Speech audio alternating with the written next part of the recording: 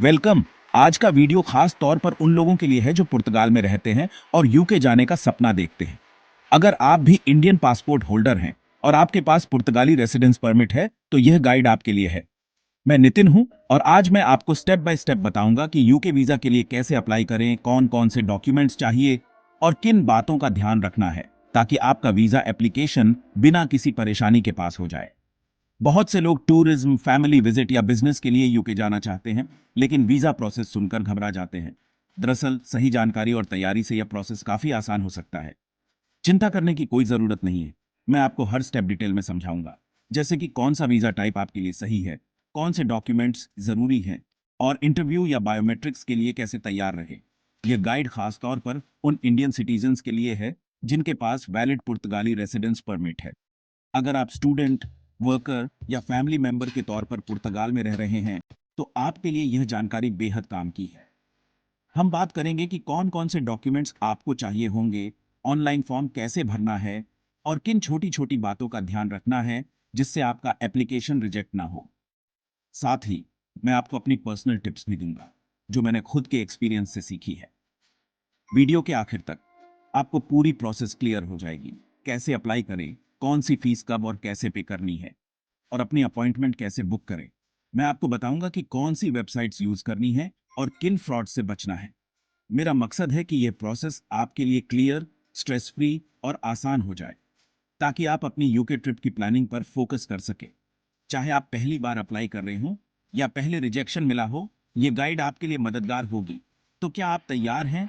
चलिए शुरू करते हैं और जानते हैं यूके वीजा के लिए अप्लाई करने का सबसे आसान तरीका। सबसे पहले, क्या आप एलिजिबल हैं? यह गाइड पुर्तगाल में रहने वाले इंडियन सिटीजन्स के लिए है जिनके पास वैलिड पुर्तगाली रेसिडेंस परमिट है। अगर आप सिर्फ टूरिस्ट वीजा पर पुर्तगाल घूमने आए हैं तो आप यहां से यूके वीजा के लिए अप्लाई नहीं कर सकते। आपको अपने होम कंट्री या लीगल रेसिडेंस के कंट्री से अप्लाई करना होगा। आपका रेसिडेंस परमिट वर्क, स्टडी या फैमिली यह साबित करता है कि आप लीगल रेसिडेंट हैं। इसके बिना आपका एप्लीकेशन रिजेक्ट हो जाएगा और आपकी फीस भी चली जाएगी। अगर आपके पास इंडियन पासपोर्ट और वैलिड पुर्तगाली रेसिडेंस कार्ड दोनों हैं तो आप तैयार हैं। चलिए सही वीजा चुनने पर चलते हैं। अब चलिए सही वीजा चुनते हैं। ज्यादातर ट्रैवलर्स को स्टैंडर्ड विजिटर वीजा की जरूरत होती है। इसमें टूरिज्म, फैमिली या दोस्तों से मिलने जाना और छोटे बिजनेस ट्रिप्स जैसे मीटिंग्स या कॉन्फ्रेंस शामिल हैं। याद रखें, आप इस वीजा पर यूके में काम नहीं कर सकते। अगर आप लॉन्ग टर्म कोर्स के लिए जा रहे हैं तो आपको स्टूडेंट वीजा चाहिए होगा, जो एक अलग प्रोसेस है।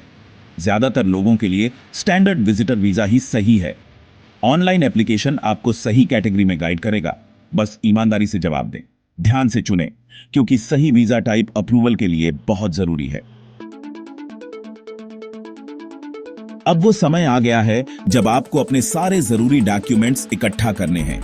यह स्टेप बहुत महत्वपूर्ण है क्योंकि सही डॉक्यूमेंट्स के बिना आपका वीजा प्रोसेस रुक सकता है या रिजेक्ट भी हो सकता है। इसलिए हर डॉक्यूमेंट को ध्यान से तैयार करें और किसी भी चीज को मिस न करें। चलिए आपकी जरूरी चेकलिस्ट को एक एक करके समझते हैं ताकि आप कुछ भी भूलें नहीं और आपका आवेदन मजबूत रहे। सबसे पहले आपका वैलिड इंडियन पासपोर्ट होना चाहिए जिसमें कम से कम एक ब्लैंक पेज हो।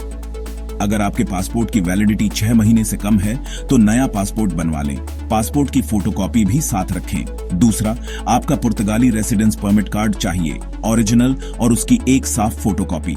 यह दिखाता है कि आप लीगल रेसिडेंट हैं। तीसरा, अपनी ट्रिप का प्रूफ दें, जैसे होटल बुकिंग्स या अगर आप यूके में किसी फैमिली या दोस्त के पास रुकेंगे तो उनका इनविटेशन लेटर, उनकी आईडी और एड्रेस प्रूफ भी लगाएं।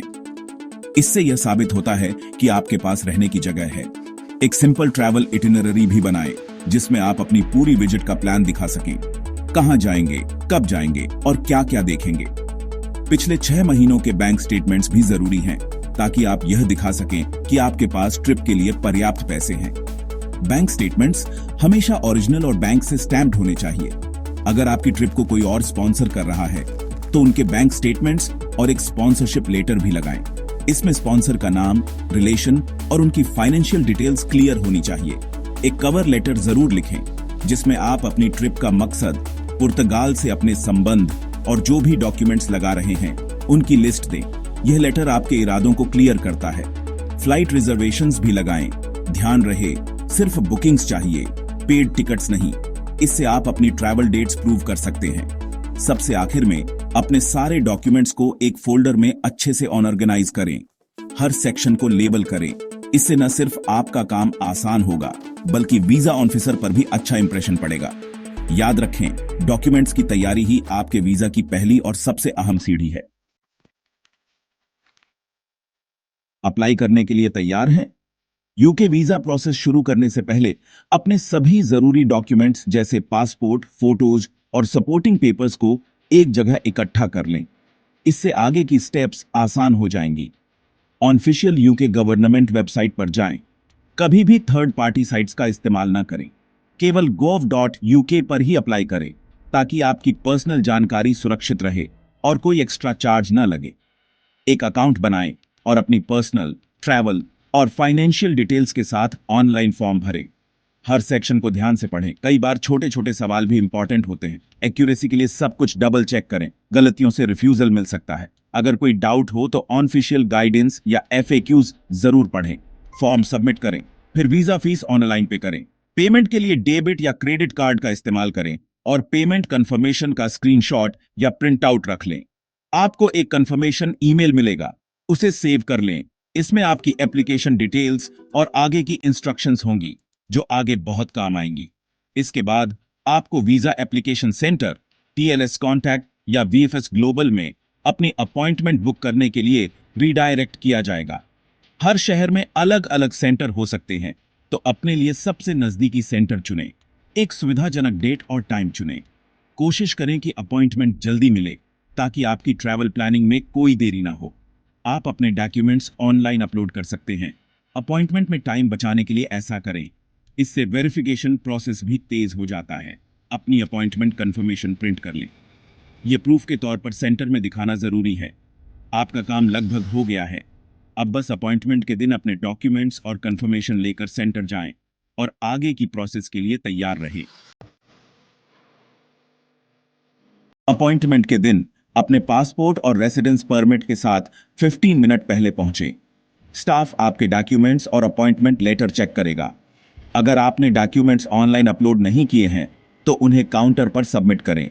इसके बाद आप बायोमेट्रिक्स देंगे, एक डिजिटल फोटो और फिंगरप्रिंट स्कैन, तेज और दर्द रहित। प्रोसेस में लगभग 10 मिनट लगते हैं।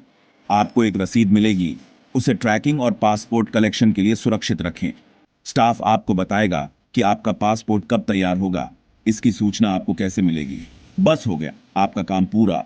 अब बस डिसीजन का इंतजार करें। चलिए बात करते हैं कि आगे क्या होता है। आपकी अपॉइंटमेंट के बाद आपका एप्लीकेशन डिसीजन के लिए यूके वीजा एंड इमिग्रेशन के पास जाता है। स्टैंडर्ड प्रोसेसिंग लगभग 15 वर्किंग डेज है, लेकिन यह अलग हो सकती है। तेज चाहिए? फीस के साथ प्रायोरिटी सर्विसेज अवेलेबल हैं, लेकिन वे अप्रूवल की गारंटी नहीं देते। जब तक आपके पास वीजा न हो, तब तक नॉन रिफंडेबल फ्लाइट्स या होटल्स बुक न करें। जब आपका पासपोर्ट कलेक्शन या डिलीवरी के लिए तैयार होगा, तो आपको एक ईमेल मिलेगा। सावधानी से तैयारी से आपकी सक्सेस के चांस बढ़ते हैं। अगर आपको यह गाइड हेल्पफुल लगी, तो लाइक, कमेंट और ज्यादा ट्रैवल टिप्स के लिए सब्सक्राइब करें। आपके यूके वीजा एप्लीकेशन के लिए गुड लक।